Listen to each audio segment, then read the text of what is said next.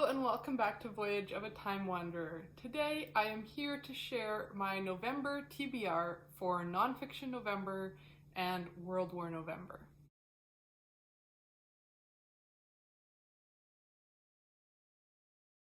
So I am very excited to be sharing my TBR for November. I have a handful of books here physically to talk about, and then as usual a whole stack more that I'll be reading as audiobooks or ebooks on my phone. And I'm very excited for this month's TBR because I am taking part in two Booktube readathons. The first is Nonfiction November, which is hosted by Olive from a book Olive. This is a readathon that has been going on for many years now, so November is kind of known as a nonfiction month on Booktube. And I think this will be maybe my 6th year now participating in Nonfiction November, and it's kind of one of the highlights of my reading year where I get to focus a little bit more on reading nonfiction. I usually average around 20 to 25% nonfiction, and then I up that significantly in Nonfiction November to focus on a bunch more nonfiction reads. And then I'm also thrilled to be a co-host of a brand new readathon this year, which is World War November, which was the brainchild of Tristan from Tristan and the Classics. And I'm co-hosting along with Tristan, Christy from Dostoevsky in Space, Peg from the History Shelf, and Bill Ruttenberg. And so once I was asked to be a co-host in World War November, I was very grateful that I hadn't filmed my Nonfiction November TBR yet, because I pretty much scrapped all the plans I had for Nonfiction November and have created a combined Nonfiction November, World War November TBR, where I'm fulfilling all of the Nonfiction November prompts with World War I related nonfiction. So I think it's going to be a really fascinating and insightful and impactful month of reading, and I can't wait to share all of the books that I've chosen to fulfill the prompts for these two readathons. So Olive always chooses 4 prompt words for Nonfiction November that have a variety of interpretations possible, and it's always really fun to see how I can twist and turn her prompt words to suit some of the books that I'm interested in, and it kind of guides me down a path towards choosing some books that maybe I wouldn't have picked up otherwise. So this year the 4 prompt words are fraud, capital, display, and web. So for the prompt fraud, I have chosen The Imposter's War, The Press, Propaganda, and the Newsman Who Battled for the Minds of America by Mark Arsenault. And it's got quite a long blurb on Goodreads, so I won't read all of it, but it says, "The shocking history of the espionage and infiltration of American media during World War I and the man who exposed it, a man who was not who he claimed to be. In the lead-up to America's entry into the First World War, Germany spent the modern equivalent of $1 billion to infiltrate American media, industry, and government to undermine the supply chain of the Allied forces. If not for the ceaseless activity of John Revelstoke Ratham, editor of the scrappy Providence Journal, America may have remained committed to its position of neutrality. But Ratham emerged to galvanize American will, contributing to the conditions necessary for President Wilson to request a declaration of war from Congress, all while exposing sensational spy plots and getting German diplomats expelled from the US. And yet, John Ratham was not even his real name. His swashbuckling biography was outrageous fiction. And his many acts of journalistic heroism, which he recounted to rapt audiences on nationwide speaking tours, never happened. Who then was this great, beloved, and ultimately tragic imposter?" In The Imposter's War, Mark Arsenault unearths the truth about Ratham's origins and revisits a surreal and too little known passage in American history that reverberates today. The story of John Ratham encompasses the propaganda battle that set America on a course for war. So I think this fits the prompt for fraud really well, because we're dealing with a man who sounds like his entire identity was a fraud, but also looking at how Germany tried to insert fraudulent news pieces into mainstream American news, and then propaganda as kind of a form of fraud more broadly. So I think that that sounds fascinating. And as a Canadian, I know a lot about, obviously, the Canadian and British experience during the First World War, but I don't know as much about why America didn't join the war straight away and waited so long to enter World War I, and kind of what was that catalyst for the decision to finally join the war. So I think that that will be a very educational and interesting book, and also tick off the fraud prompt for Nonfiction November.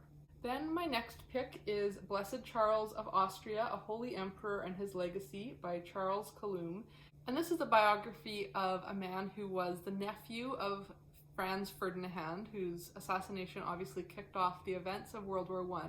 And after Franz Ferdinand was assassinated, Charles became the heir presumptive to the Austria-Hungarian throne and eventually did become emperor in 1916.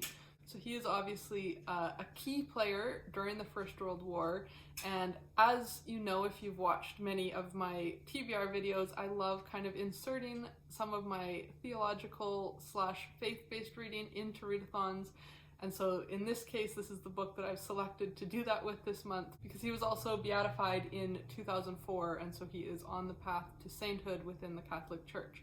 And I've heard that him and his wife Zita had a really beautiful and inspiring marriage that I'm looking forward to reading more about.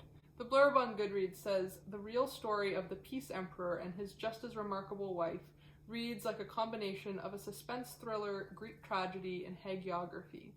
The inheritor of a tradition of Catholic monarchy dating back to the Roman Emperor, Blessed Charles struggled to update it sufficiently to survive in the modern world. A brave soldier coming to the throne during a war whose start he had no part in, he risked everything to bring the bloody conflict to an end. Betrayed on all sides by allies, enemies, and subjects, his deep devotion to the Blessed Sacrament, the Sacred Heart, and the Virgin Mary helped him to avoid hating those who wronged him."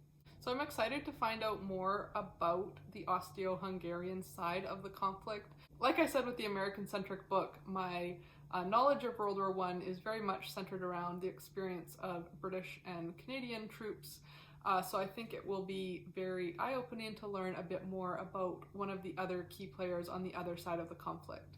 And I'm picking this book to fulfill the capital prompt for Nonfiction November because as an emperor he would have lived in the capital city, and I kind of associate the word capital with capital city, with leaders of government, and with emperors. So that's how I'm kind of into the prompt capital for Nonfiction November. Then my next book is Empires of the Dead, How One Man's Vision Led to the Creation of World War I's War Graves by David Crane. And this book is all about the person who was really behind the efforts to create dedicated cemeteries for World War I soldiers. The blurb for this on Goodreads says, "Shortlisted for the Samuel Johnson Prize for Nonfiction, the extraordinary and forgotten story behind the building of the First World War cemeteries, due to the efforts of one remarkable and visionary man, Fabian Ware.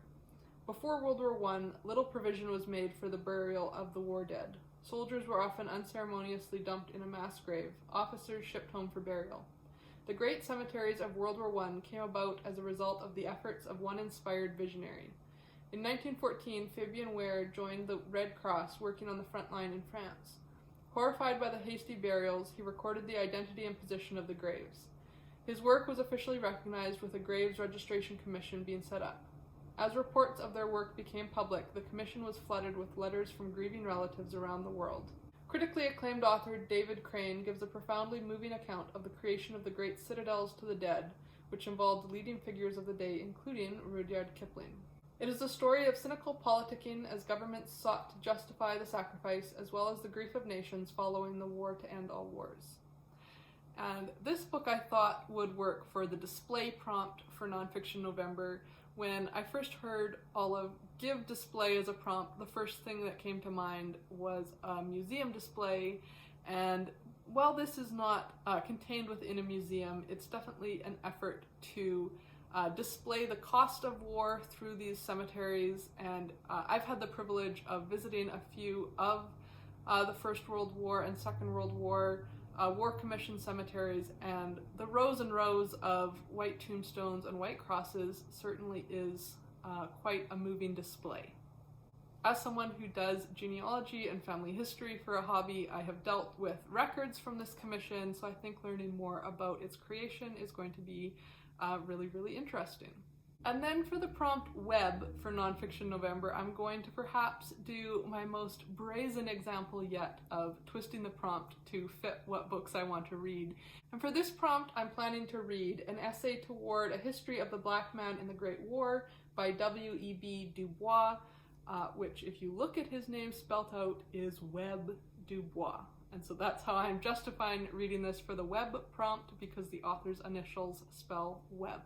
I learned about Du Bois and his role in the Negritude movement in different African studies and African history classes that I took at university, but I'm not sure if I've ever read any of his actual writing, so I thought this would be a great place to start. This is an essay of his, so not super long. I'm planning to read it on Internet Archive, and it looks like it's about 27 pages, so this is definitely going to be a shorter read for me during Nonfiction November. But after reading At Night All Blood is Black, by David Diop last year, I've been really interested in learning more about the role of African soldiers and Black soldiers during the First World War, and so this essay is kind of a mini history. Obviously there is much more that could be written, and Du Bois spent most of his life trying to sum it up in a book and failing, and so this essay is kind of one of his early draft attempts of pulling together some of the information that he had on this subject. And this was published in 1919, so it is really a very primary source, and it says that Du Bois had just finished an investigative trip to Europe, and in this essay he outlines the history of Black soldiers in World War I, both the 280,000 Senegalese who fought for France at the Marne, 30,000 Congolese fighting for the Belgians, as well as the 200,000 American Blacks with the American Expeditionary Force in Europe. When all of us co-hosts for World War November had to choose kind of a subgenre of World War I nonfiction and fiction to explore, the topic that I was really interested in was the colonial world and World War I. So I think that this will be a really great primary source to have as part of my reading on that subject. And then I have 3 more nonfiction World War I books that I'm planning to read that aren't tied into the main prompts for Nonfiction November. The first of these is the World War November group read, which is Testament of Youth by Vera Brittain. This book is available for free on the Internet Archive if you're interested in joining in with the group read. We will be having a live show discussion of this book sometime towards the end of November, so watch my community tab. I will be sure to post whenever we decide on the date and channel location of that live stream. Testament of Youth is one of the most classic World War I memoirs. It was written by a young middle-class British woman who was originally studying English literature at Oxford before she enlisted to serve as a nurse in France, and it is the story of her experiences with war, as well as those of her brother, her brother's friends, and her fiancé, and how those experiences on the front line not only shaped her own life. She became a peace activist after the war, and especially leading into the Second World War, but really had an incredible impact on her entire generation. Ever since the movie adaptation of this book came out in the mid-2010s, I have been wanting and thinking that I should read this memoir, but I've never gotten around to it, so I am thankful that it was chosen as the group read so that finally it will be at the top of my reading priorities. Then the next book is a holdover actually from my May TBR, my Montgomery May TBR, and that is L.M. Montgomery and War, and this is an essay collection edited by Andrea, McKenzie, and Jane Ledwell, and it's really examining Lucy Maud Montgomery's place in the Canadian literary canon as a war author, both as someone who is impacted by war, and then who wrote about war and whose books should be considered through a lens of war literature. So the essays are split into 3 parts. The first section has essays that examine her writing against Canadian contemporaries. The second part has essays all about Montgomery's shifting perspectives on gender roles and nationalism. And then the third part has essays about themes of hurt, healing, and grief in her interwar year fiction. I was really sad when I didn't get to this essay collection in the month of May, and so I'm glad that I'm able to bring it back into my November TBR to make sure that I have it read by the end of the year. And then my last nonfiction title is Mimi and Toutou's Big Adventure, The Bizarre Battle of Lake Tanganyika by Giles Foden. And this book goes back to my interest in exploring the colonial world and how it was impacted by the First World War. In this case, how the colonial world fared as battlefield. So this is a nonfiction title focusing on the East Africa theater, and I've seen in reviews that it's quite a readable piece of nonfiction. It tells the true story of the naval African expedition which sent 2 gunboats which were nicknamed Mimi and Toutou, which is how the title of the book came about, and they actually had to be transported overland from Cape Town to Lake Tanganyika which is quite a lengthy trek. And so this book details their journey to get to this lake, and then their mission once they had arrived at the lake, which was to confront the German steamers. Apparently, the leader of the expedition bungled quite a few things, and so there's a bit of humor in kind of how many misfortunes he could encounter on this expedition. So I'm hoping this will add a little bit of levity to what is otherwise quite a heavy reading month. So those are all of my nonfiction titles for the month. And then I have 4 fiction titles that I'm hoping to read for the World War November readathon. The first of my fiction titles is All Quiet on the Western Front, and this is by Erich Maria Remarque. I'm pretty sure that we saw the classic film adaptation of this when I was in high school, maybe in my grade 10 social studies class or my grade 11 social studies class. But I don't remember very much about it, and it's definitely a classic work of literature that has been on my radar as something that I should cross off my to-read list for quite a long time, so I'm really hoping that this is the month that I'm able to prioritize it. This is a book from the German perspective, which is a side again of World War I that I haven't explored very much in literature. And it says on the back, "This is the testament of Paul Baumer, who enlists with his classmates in the German army of World War I. They become soldiers with youthful enthusiasm, but the world of work, duty, and progress they had been taught breaks into pieces under the first bombardment in the trenches. Through years of vivid horror, Paul holds fast to a single vow to fight against the principles of hate that meaninglessly pits young men of the same generation but different uniforms against each other, if he can come out of the war alive." It's interesting to me, this copy has at the beginning some blurb from Germany, from England, from France, from Sweden, and from America. So it's definitely universally acclaimed account of World War I, and one that I'm looking forward to reading this month. Then we have The Book of Secrets by M.G. Vassanji, and this is my fictional companion to Mimi and Toutou's Grand Adventure, because this book is also set in the East African theater. It's a book that I actually received in a blind date with a book package at the end of last year, and so I have been intrigued to read it ever since. So this is a dual timeline historical fiction book, and it says, this is a novel of generations and the sweep of history, which begins in 1988 in Dar es Salaam, when the 1913 diary of a British colonial officer is found in a shopkeeper's back room. The diary inflames the curiosity of a retired schoolteacher, Pius Fernandez, whose obsession with the stories it contains gradually connects the past with the present. Inhabiting the story is a memorable cast of characters, part of an Asian community in East Africa, whose lives and fates we follow over the course of 7 decades. So I believe this is set near Mount Kilimanjaro, right between the border of German East Africa and British East Africa, which is modern-day Tanzania and Kenya. And we're following a British colonial officer who's living in a town primarily inhabited by immigrants from India. And it's a book which examines the impact of the First World War on the civilian population, both the local African population, the occupying colonial population, and the immigrant Indian population. I think a book that promises to weave together the stories of those 3 very different groups of people across decades sounds ambitious, but really interesting as well. So I'm looking forward to this book, as well as reading some more fiction set in Tanzania. Then my next fiction book is A Duty to the Dead by Charles Todd, and this is the first in a lengthy mystery series that I've seen labeled as the Lady Bess mystery series, and I'm really hoping that this series is a potential replacement for the Maisie Dobbs series in my reading life now that I have completed the Maisie Dobbs series. I've heard quite good things about this author and this historical mystery series, and kind of like the Maisie Dobbs series, it is really rooted in the events of the First World War. This is the first book, so we're just learning about our main character, Bess Crawford. But it says, England, 1916. Independent-minded Bess Crawford's upbringing is far different from that of the usual upper-middle-class British gentlewoman.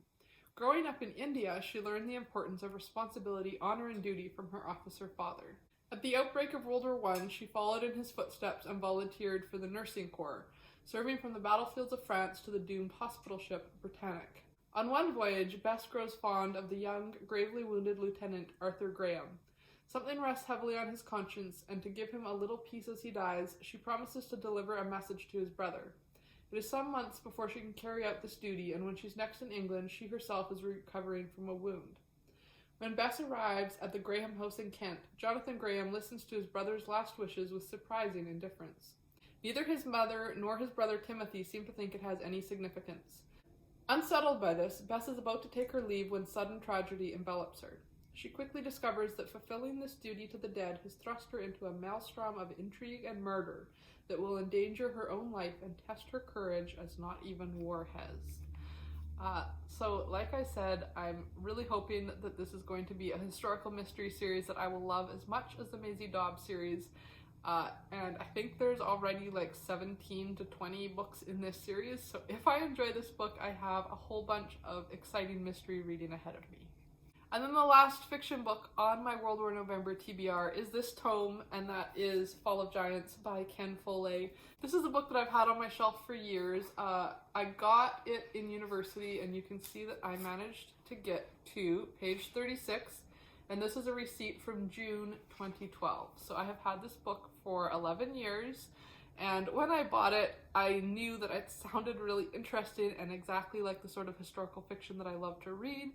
But I was in the middle of my undergrad degree, and I just didn't have time to read for pleasure, especially a book that was this long. If I was picking up anything, it was something super light and fluffy. So this book has languished on my shelves for quite some time, but I think it is finally time to give the Century Trilogy a try and see what I think of Follett's writing outside of the Kingsbridge series. I absolutely loved The Pillars of the Earth, but the rest of the Kingsbridge trilogy has not hit the same way for me, and I have some questions about Ken Follett's ability to write female characters, so we will see what I think about the Century Trilogy. There are a couple things that are definitely very attractive to me. We're following characters from a few different countries, so we have a cast list from America, from England and Scotland, from France, from Germany and Austria, from Russia, and from Wales. And I believe all of these different families and characters are eventually going to have their stories intertwined. This book spans from 1911 to 1924, so it's really focusing on the immediate lead up to World War I, and then kind of the immediate aftermath. And on the back, it sounds like we're immediately going to be introduced to characters from all of those countries. It says, a 13-year-old Welsh boy enters a man's world in the mining pits. An American law student rejected in love finds a surprising new career in Woodrow Wilson's White House. A housekeeper for the aristocratic Fitzherberts takes a fateful step above her station, while Lady Maud Fitzherbert herself crosses deep into forbidden territory when she falls in love with a German spy. And two orphaned Russian brothers embark on radically different paths when their plan to emigrate to America falls afoul of war, conscription, and revolution. From the dirt and danger of a coal mine to the glittering chandeliers of a palace, from the corridors of power to the bedrooms of the mighty, Fall of Giants takes us into the inextricably entangled fates of 5 families, and into a century that we thought we knew, but that now will never seem the same again. So I think it's really going to be interesting to have characters from all those different countries that we are following at the same time, and then there are 2 other books in the Century Trilogy. The second book I think focuses on the Second World War, and then the third book is on like the Cold War. So I am hoping that I really enjoy this book and get invested into these characters so I can follow these families through the rest of the 20th century. So those are all of the books that I have on my TBR for World War November and nonfiction November. I have a couple other books that I'm planning to read in November that aren't part of those 2 readathons. I will be finally finishing up Dracula by Bram Stoker, which I have been reading as part of the Dracula Daily Readathon since the beginning of May, where we have been following along in real time with the updates from the characters. I've been surprised by how much I've been enjoying that book, considering that I don't like watching vampire movies at all. But the book has some really beautiful writing and some powerful themes throughout it that I've really appreciated. So that will be drawing to a close at the beginning of November. And then I'm buddy reading Middlemarch by George Eliot with some Booktube friends, and that's going to be continuing kind of my Victober reading. And I think we're going to be ending up reading that over a course of like 6 weeks because it's a longer book, so that will take me into the middle of December. Middlemarch is a book that I have been intimidated by for a while, so I'm excited that I'm going to be tackling it in a buddy read setting where we're going to have an opportunity to discuss the book as we are reading and kind of clear up any confusions or questions as we encounter them, and really keep me motivated to finish Middlemarch. And then lastly, I believe we are returning to the Erich series after taking a hiatus for a few months, and that book will be Changes at Fairacre by Miss Reed. And this is part of the Follow Us to Fairacre read-along that I have been co-hosting for the last year and a half-ish now, along with Kate Howe, Angie from Angie and the Great World, Rainy from Rainy Day Reads, and Lizzie from Lizzie Faye Reads Books. So those handful of books are going to be added into my November TBR in addition to my nonfiction and fiction picks that I have discussed at length. So I hope you've enjoyed hearing about what I'm planning to read this November as part of Nonfiction November and World War November. And if you're participating in one or both of these readathons, I would love to know what books you're planning to read. And as a co-host for World War November, I'll be sure to post any updates about upcoming events and live streams on my community tab as well to keep everyone informed if you are joining us in that readathon. So thanks for watching, and until next time, enjoy wandering through the pages of a good book. Bye.